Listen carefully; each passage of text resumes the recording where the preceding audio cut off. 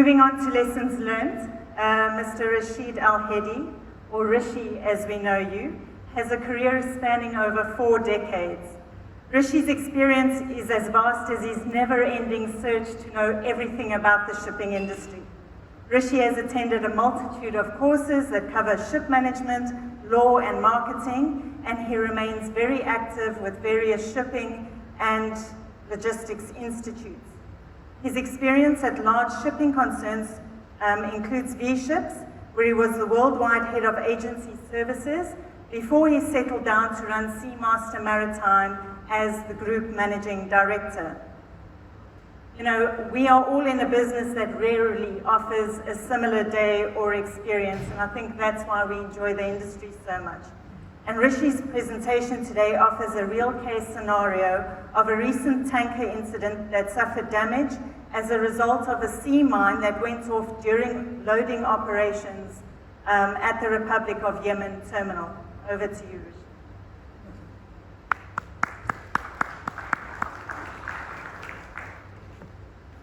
Good afternoon. I'm grateful to TMS and Trevor for this opportunity to speak before you. We had the opportunity of handling a mine-damaged tanker loaded in a pandemic and successfully conducting a STS transfer. The way I'll go about it is give you the vessel, the introduction and the incident, the damage report, problems following, oil boom, ship-to-ship transfer, operation with the empty Hydra, the different parties involved, and an introduction to Seamaster Maritime. When we were informed of the damage to this vessel and that this damaged vessel was on its way to the UAE, we formed immediately a task force. The task force was myself, Rami, Captain Kaushik Samantha, and Pradeep, and the team at Fujairah. We've got a facility, a 30,000 square feet facility inside the port of Fujairah, which became the command center for the empty Syra situation.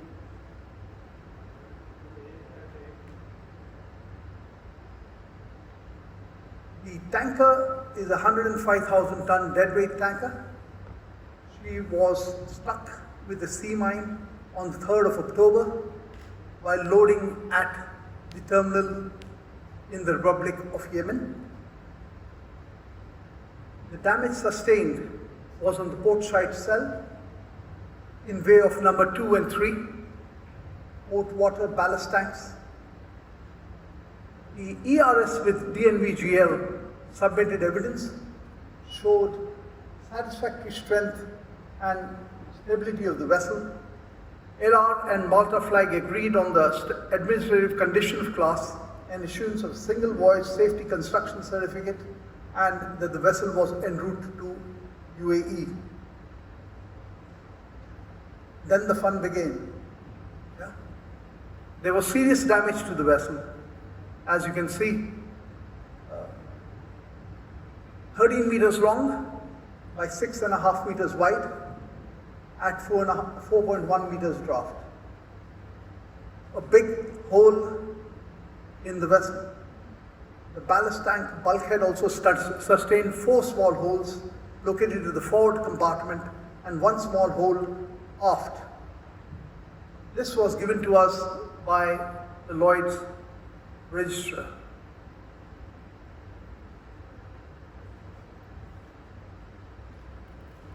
Very lucky that the damage did not go into the cargo compartment, yeah?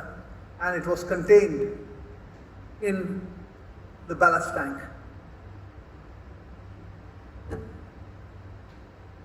We now had to convince the port of Fujairah and the respected harbour master, Captain Tama, to accept the vessel. FTA already had heard about it and had cautioned all the harbour masters in the UAE about the dangers of handling this vessel and the possibility of a huge oil spill in the UAE waters. We tried Fujairah, which refused. We tried Kofakan, which refused. We went to Dubai, which refused. Sharjah, which refused, because of the FTA ruling. Then we approached Captain Tama again and spoke to him and said, we will do whatever is necessary for the safety of the vessel, the crew, the cargo, and the environment. And then became a plan put together to handle this tanker. The harbour master, Captain Tama, obviously was very worried of the consequences of an oil spill in UAE waters, especially in port of Fujairah anchorages. So he immediately ordered that this tanker should stay a minimum of 40 nautical miles away from the port of Fujairah, outer anchorages.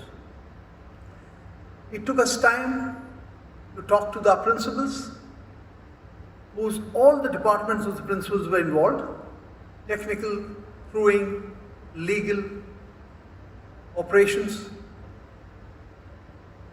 They coordinated with the local authorities, flag state, FTA, the port authorities, the P&I clubs, the Hull and Machinery Club, the War Risk Insurance Club, and other international parties.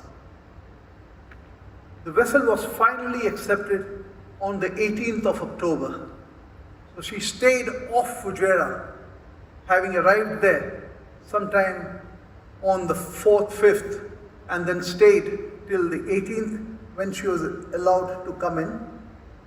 And that was how she went about, holding herself up outside, more than 40 nautical miles outside the port of Fujairah, from the time she arrived till the 18th, when she was there.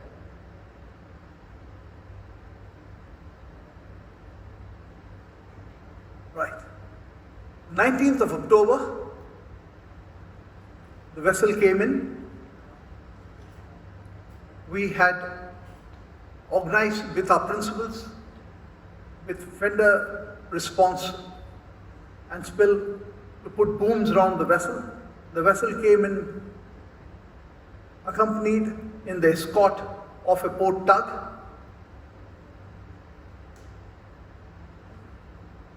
Move. And then what we did after that was the boom was placed around the vessel. The first launch went to the ship with the divers. These were Al-Bawadi Daman. They got pictures of the damage and tried to do some temporary repairs. There was again pumps taken to the vessel, and the oil which was nearer to the damage was then transferred to other tanks of the vessel. Our boat, the Maitha, took the fenders from our base to the anchorage and placed the fenders round the Syra.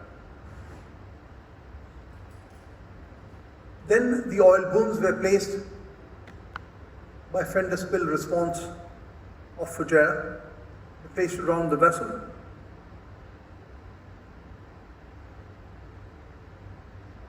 And finally, we got one of the other vessels of the company, the Hydra, which was discharging in Ruwais, to come into port of Fujairah anchorage, and she was then nominated as the STS receiving vessel. These vessels were then brought together.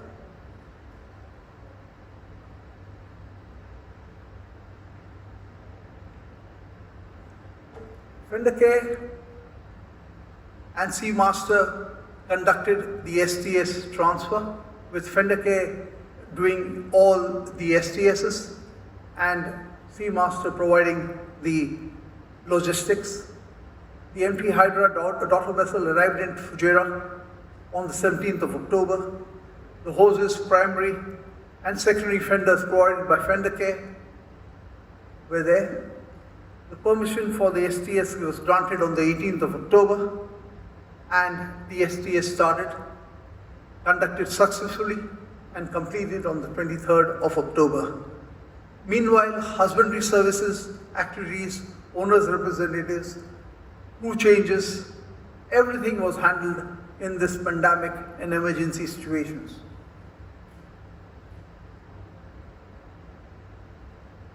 There was 15 launch trips carrying class surveyors, technicians, other surveyors, spare parts deliveries, samples, and crew changes. There was equipment hired, which was there. Crew changes were arranged, sign off and sign on. The superintendent joined the vessel. There was PCR tests done for all those involved, and hotel and transport arrangements were made by Seamaster Maritime. There was a lot of parties which were involved in this operation. And as agents, we learned that we had our task team, which was made at a command center.